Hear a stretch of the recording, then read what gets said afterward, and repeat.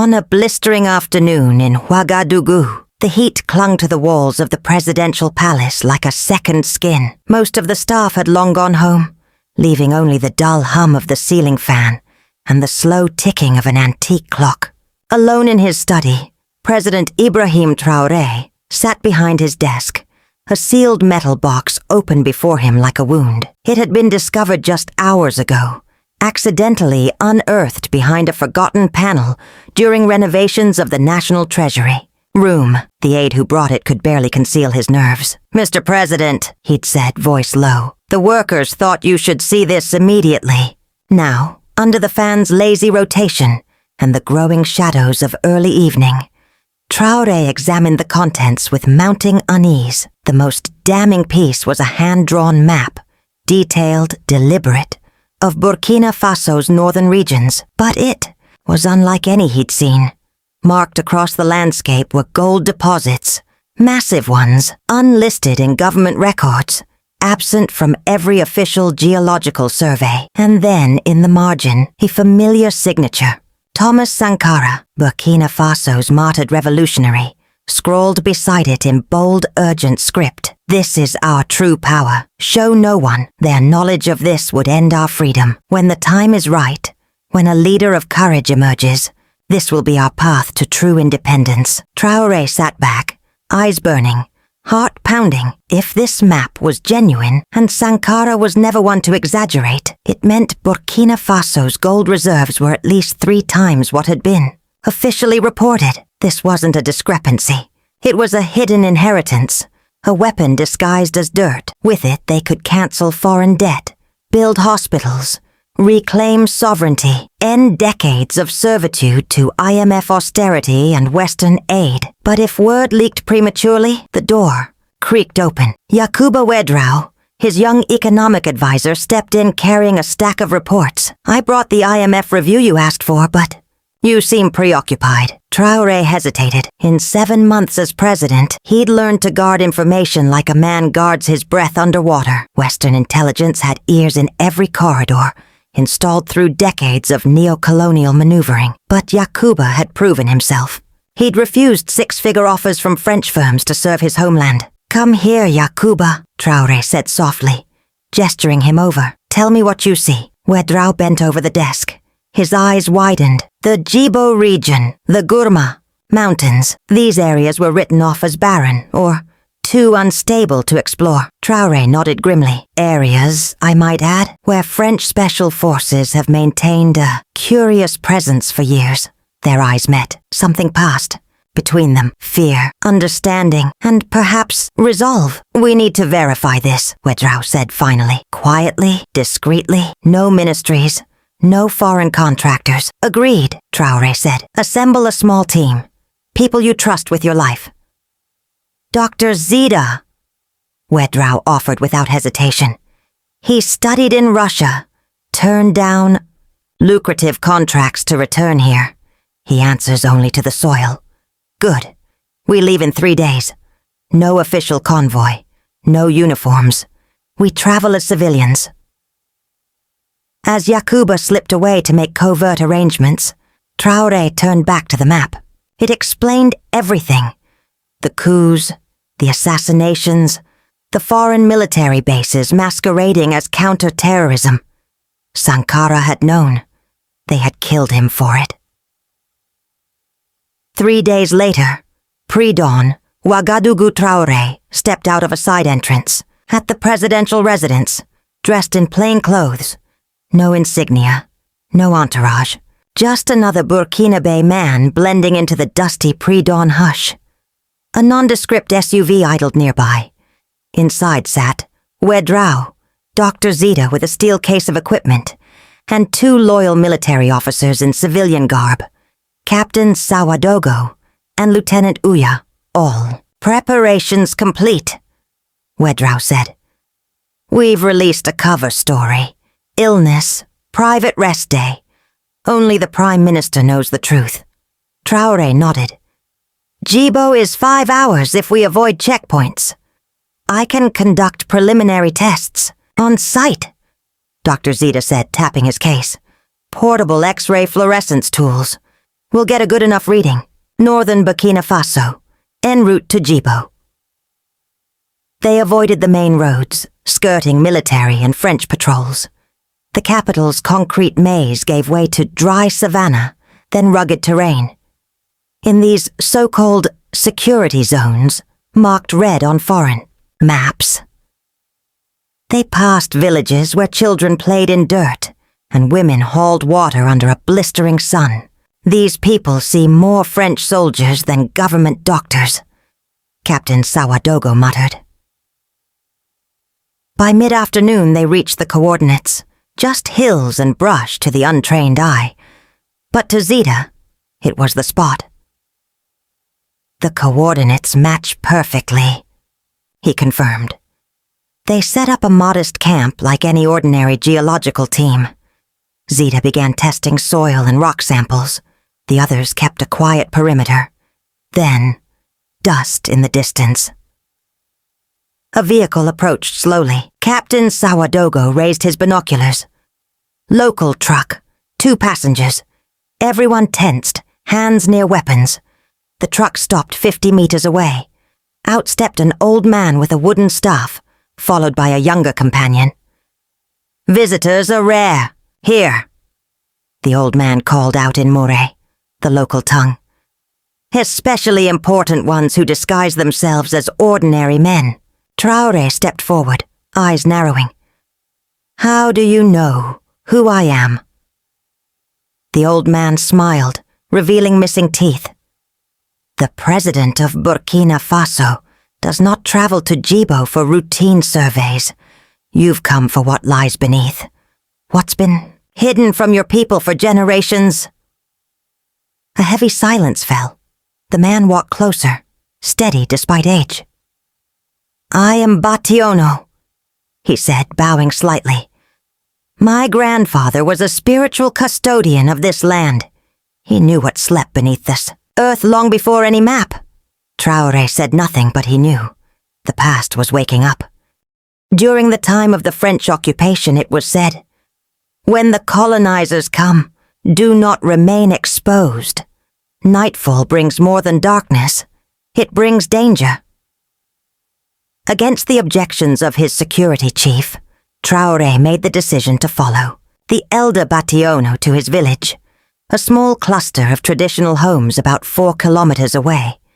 As they entered the settlement, curious children ran alongside their vehicles, while adults emerged from doorways, their expressions wary but knowing. This was no ordinary visit. They were led to the village's central gathering place, where elders sat as if awaiting them. A meal was being prepared.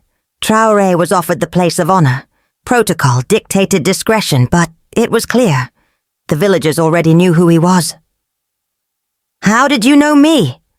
Traoré asked, turning to Bationo, now clearly a man of extraordinary age. The old man smiled faintly. "In ways the French never understood. When a true son of the soil moves, the soil knows." As lanterns flickered to life, casting warm amber glows over the gathering, Bationo began to speak. His voice, though aged, carried the weight of memory. "In 1953, the French discovered gold here," he said. "Their geologists found what they called La Mer des Veines, the mother lode, so vast it could have made our country the wealthiest in West Africa. But colonial powers do not enrich, they extract and impoverish." He explained how the French classified the discovery as a state secret, planning to exploit it only after installing mechanisms to keep any resulting wealth far from independence movements. But one of their own, Duval, a geologist who had married a Burkinabe woman, broke ranks. He revealed the truth to the elders and helped map the deposits across the country. When independence came in 1960, Bationo continued, those maps were quietly handed to the new government, but every leader since was either corrupted or silenced. Only Thomas Sankara dared to act. He had a plan to use this knowledge to liberate us from neocolonial rule. He paused. That plan died with him. We have guarded this secret ever since, waiting for a leader who would use this wealth not for self, but for people. Suddenly, Dr. Zeta burst into the circle, breathless with excitement. "Mr. President," he said, forgetting protocol. "My preliminary tests. These samples contain gold concentrations beyond anything I've ever seen. If the rest of the region matches this could be one of the largest untapped deposits in Africa." A hushed awe fell over the group. Traoré was absorbing the weight of what he had just heard, of what was at stake, when Captain Sawadogo rushed in from the perimeter. "Mr. President," he said, grim urgency in his voice, "we're picking up unusual radio chatter. French special forces are mobilizing from their base in Ouagadougou. They claim they're responding to terrorist movement in this exact area. Helicopters are en route." A chill passed through the gathering. "That's no coincidence," Ouedraogo muttered. "We have a leak," Traoré said, jaw tight. "Someone in the palace must have tracked our movements." Bationo raised a hand. "There is another way. Old paths, known only to our people. No helicopter will find you there." Minutes later, they were on the move, led by Bationo's grandson, through pitch-black ravines and thorny acacia groves. Behind them, the thrum of helicopter blades echoed over the village they had just left. The return to the capital took all night. They traveled on foot, then borrowed motorcycles, navigating seemingly impassable terrain that yielded only to local knowledge. At dawn, they reached a quiet farming outpost just outside Ouagadougou. A loyal minister waited with discreet transport, and they slipped through palace service entrances unnoticed. By the time Traoré returned to the presidential compound, French media had already reported a counter-terrorism operation in the Jibo region, exactly where he had met Bationo. The French cited intelligence about extremist gatherings. Not a single word mentioned gold.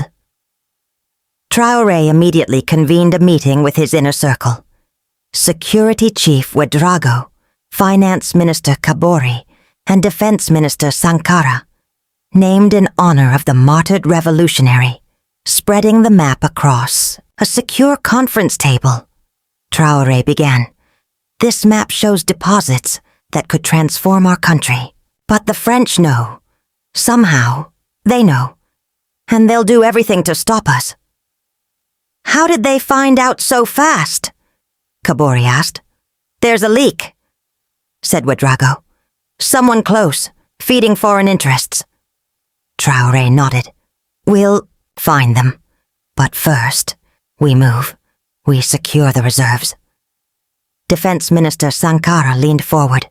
"The French will escalate, fabricate security threats, leverage international pressure, maybe even attempt regime destabilization." "Then we move faster," Traoré said. "Tomorrow I'll launch a National Resource Sovereignty Initiative.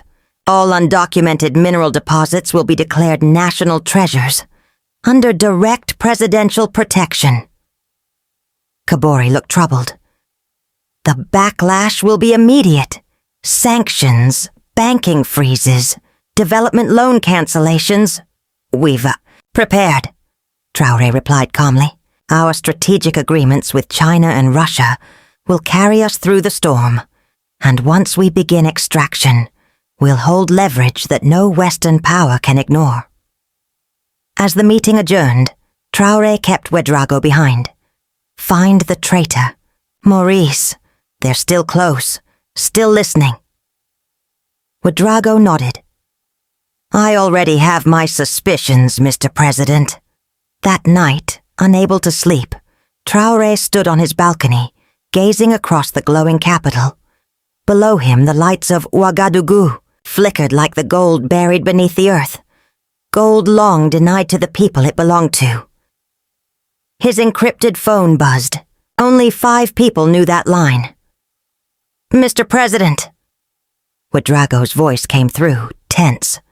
We've identified the leak. You won't believe who it is. The next morning, French Ambassador Jean-Michel Durand arrived for what he assumed was a routine diplomatic briefing. Instead, he was escorted into a stark room, where Traoré sat flanked by military officers. "Ambassador," Traoré said coldly, "would you care to explain why your special forces were operating in the Djibo region yesterday, precisely where I was conducting a confidential state visit?" Durand composed himself. "Counter-terrorism, Mr. President. Standard procedure under our security agreement. We had intelligence." Traoré slid a folder across the table. "Then explain these intercepted communications. Between your embassy and Paris, explicit mentions of geological surveys, gold deposits, coordination to secure the region before Traoré does." Durand's composure faltered. I'm not familiar with these documents." "Of course not," Traoré said. "Just like you're not familiar with the monthly payments to my Deputy Minister of Mines, Matthias Cauré, who's been leaking state secrets to your intelligence services for over a year." Right on cue, the door opened. Cauré was marched in by security. He looked hollowed, like a man whose betrayal had finally crushed him. "Matthias has been cooperative," Traoré said without satisfaction. "He's provided dates, documents, even transcripts. Every effort by your government to keep our resources under foreign control." Durand stiffened, his polished diplomacy cracking. "Mr. President," he began carefully, "I suggest we discuss this." The ambassador began, choosing his words carefully.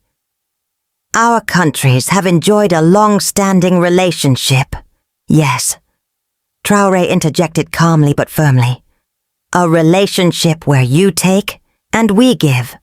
That arrangement ends today." He stood, signaling the end of the meeting. "In 1 hour, I will address the nation. I will disclose the true extent of Burkina Faso's gold reserves.